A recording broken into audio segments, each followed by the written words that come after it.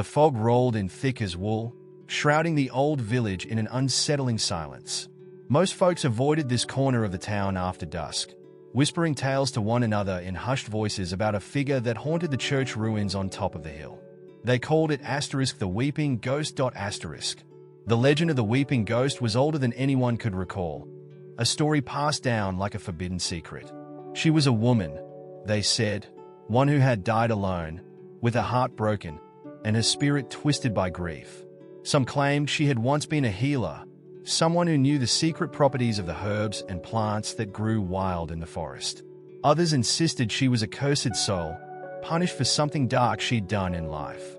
Children would dare each other to go near the abandoned church at night, but even the bravest boys and girls returned with haunted eyes, unwilling to speak of what they saw. Those who lingered long enough swore they could hear it, the low, wavering sound of someone crying.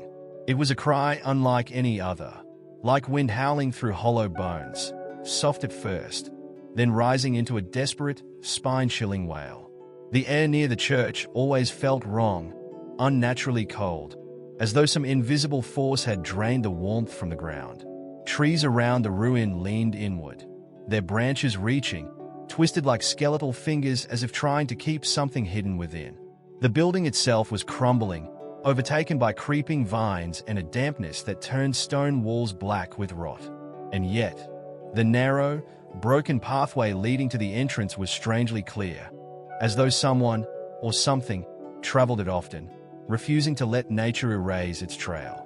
One night, Elias, a young man new to the village, decided to visit the haunted church. He was fearless, skeptical of the old stories, and eager to prove his bravery.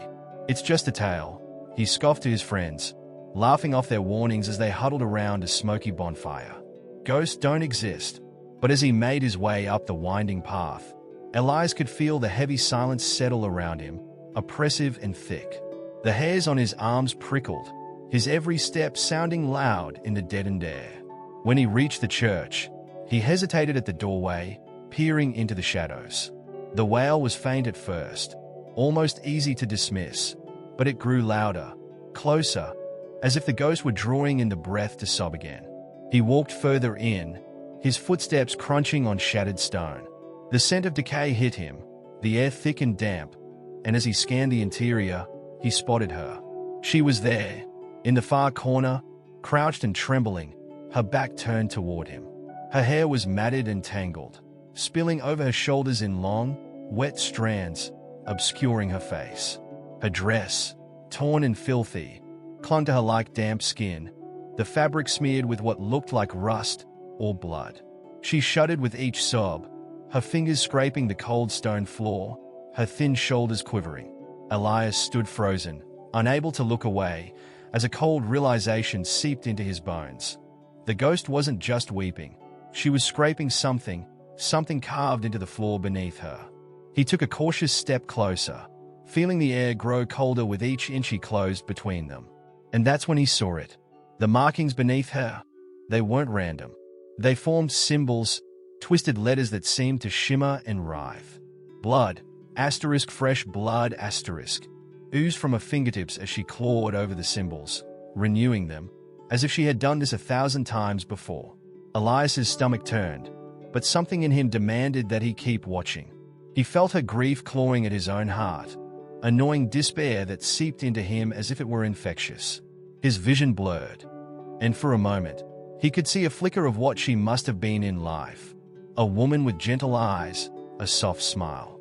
And then the vision twisted, and he saw the other side, a figure writhing in pain, screaming as shadowed hands reached for her, pulling her down into darkness. The ghost's sobs grew louder, until they echoed like screams in his ears. Her cries seemed to carve through him, a knife slicing into his soul, filling him with a bone-deep chill. He wanted to look away, to run, but he was rooted to the spot, paralyzed by a force he couldn't see or understand. Suddenly, the sobbing stopped. The silence that followed was thick and unnatural, like the entire night held its breath. Elias's skin prickled as the ghost's head began to turn, ever so slowly, toward him. A sick feeling churned in his stomach, warning him to look away, to back out of the ruin and never return. but he couldn't move. His feet felt like they were cemented to the cold, wet stone beneath him.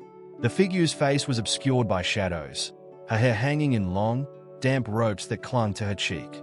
But when her eyes found his, they pierced straight through him. They weren't empty sockets as he'd heard in tales, nor were they filled with pure darkness. Her eyes were alive, wide and filled with a desperate, haunted sorrow, as if she was silently begging for something. Then, in a voice that was barely more than a whisper but felt as loud as thunder, she spoke. Why won't you help me? The words seemed to echo in his mind, bouncing around like frantic whispers, clinging to him like a plea he couldn't ignore. Her lips moved soundlessly as though repeating the words over and over, her fingers digging deeper into the symbols on the ground until her nails split, raw and bleeding. Elias could see the wet, crimson streaks trailing down her wrists, mingling with the dirt and dust on the floor. Compelled by some unseen force, Elias took another step forward, his mind screaming at him to turn back, but his body moving as if under her command. He knelt beside her, trembling, and reached out, his fingers hovering inches from her shoulder. Her skin was ashen and bruised, like a corpse that had been lying in a grave far too long. Before he could pull back, her icy fingers shot out and wrapped around his wrist with a grip that felt like iron. Her eyes locked onto his, and he felt her grief, her agony, flow into him like poison. Images assaulted his mind in a dizzying blur, a village shrouded in flames, screams echoing through the air, shadowy figures casting accusing glares, and then the feel of cold hands dragging her away, down, into darkness. She leaned closer, her face mere inches from his, and he could smell the faint, metallic scent of blood and decay clinging to her. Her voice, now hoarse and cracked, spoke in a guttural tone that seemed to come from a depth he couldn't fathom. They took everything from me, she whispered, her grip tightening until it felt like his bones might shatter. They made me suffer, and now they've trapped me here. Her gaze drifted down to the symbols on the ground, and Elias saw them with a new clarity.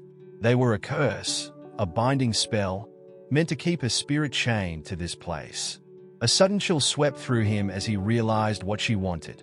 Her eyes pleaded with him, silently begging him to finish what she couldn't, to break the curse and free her from her eternal torment.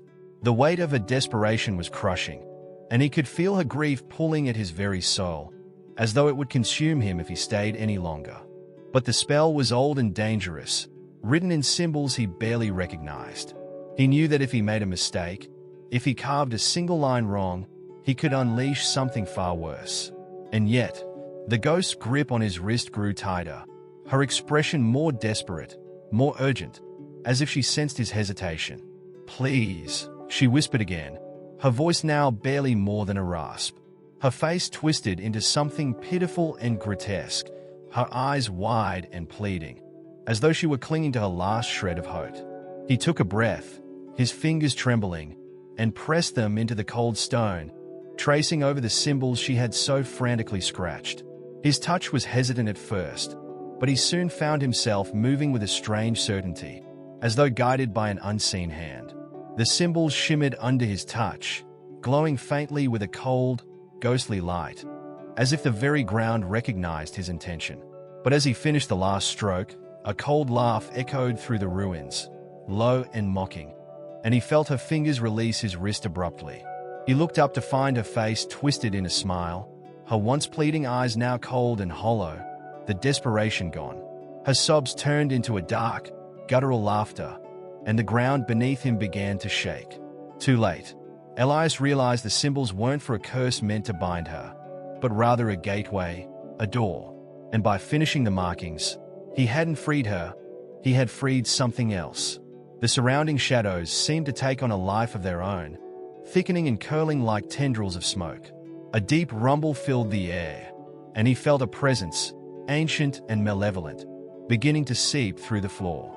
The woman before him began to fade, her laughter twisting into a high-pitched shriek, her body dissolving into wisps of darkness. Elias tried to pull himself away, to scramble to his feet, but he felt hands, many hands, gripping his ankles, his wrists, pulling him down as the shadows wrapped around him.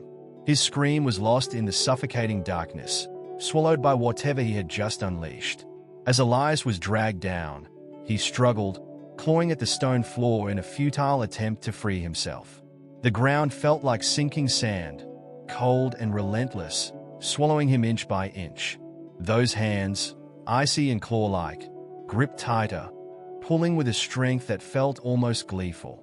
He looked up one last time, hoping to see light, to see a way out.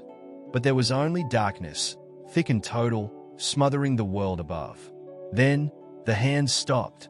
Elias fell onto something solid, the grip around his limbs releasing him suddenly.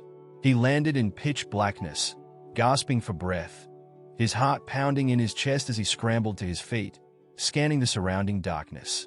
A faint, sickly green glow began to pulse around him, revealing a vast, cavernous space. He stood at the center of what looked like an underground crypt, filled with rows of crumbling statues, each depicting a twisted, tortured figure with expressions frozen in silent screams. Their eyes seemed to follow him, hollow and accusing, as if they were watching him, judging him. And there, at the far end of the crypt, he saw her. The ghostly woman stood beneath an archway, her form solidified, more vivid than before. Her eyes no longer pleaded. Instead, they gleamed with a cruel, calculating glint. The sorrow that had once twisted her face was gone, replaced by something cold and inhuman. She regarded him with a faint smile, and Elias felt a shiver run down his spine. "You really thought you were helping me?" she whispered, her voice echoing mockingly through the crypt. Poor, foolish soul. He stumbled back, his mind reeling. He could feel the weight of his own naivety pressing down on him. He had been tricked. The symbols had been a trap all along, designed not to release a spirit but to pull him into this place, into *** prison. Why? He gasped, the question escaping him before he could think to stop himself. Her smile widened, her teeth sharp and unnaturally white. "Because I was trapped here, until I found you." With a flick of a wrist, the surrounding statues began to shift, their stone bodies cracking and twisting, breaking free from their bases as if waking from a deep sleep. Elias watched in horror as their hollow eyes came to life, dark and empty, like endless pits. The ghost's laughter filled the room as she commanded the statues to close in on him, each one dragging its heavy stone limbs closer, reaching out with jagged fingers. Elias backed away, panic clawing at his throat. He tried to find an escape, any way out. But the archways were blocked by darkness, each step echoing in the silence as the statues drew nearer. "You were just the key I needed," the ghost continued, her voice dripping with satisfaction. "Every few decades, someone foolish enough, brave enough, comes along, thinking they'll play the hero. But they only end up taking my place, feeding this prison so that *** might walk free again." Elias's chest tightened as he realized what she meant. This crypt was a prison, a twisted, ancient trap that needed a soul to feed on, a soul to keep its doors sealed. She had lured him in, used his compassion, his foolish bravery, to set herself free. And now, it was his soul that would be bound here, left to haunt the ruins in her place. He backed into a corner as the statues crowded around him, their cold hands reaching for him, closing in. Their faces, distorted with eternal sorrow and terror, stared at him with hollow eyes, each one a former victim, souls that had been lured into this place and trapped for eternity. In a final act of desperation, Elias closed his eyes and screamed. The cry echoed through the crypt, piercing the silence, but there was no one to hear him, no one to save him. The ghost's laughter faded, and her form grew dim, evaporating like smoke as she left the crypt, her freedom secured. As she vanished, the crypt grew colder, darker, as if the very walls were pressing in on him, claiming him. He could feel his own body growing heavier, colder, and when he looked down, he saw his skin turning to stone, his limbs freezing in place. He opened his mouth to scream again, but no sound came out. His body was now rooted to the spot, his form transforming, solidifying as he became just another statue in the crypt, his face frozen in a mask of horror, his hollow eyes locked forever on the surrounding darkness. As the last of his consciousness faded, he could still hear the faint, mocking echo of her laughter, growing fainter as she escaped to the world above. Outside, on the hill where the old church stood, a new legend would soon begin. In the dead of night, villagers would start to hear a new sound, an anguished cry, hollow and desperate, echoing from the ruins, a voice begging for freedom. The weeping ghost had a new prisoner, and Elias's scream would now haunt the village, forever woven into the tale of *, the weeping ghost.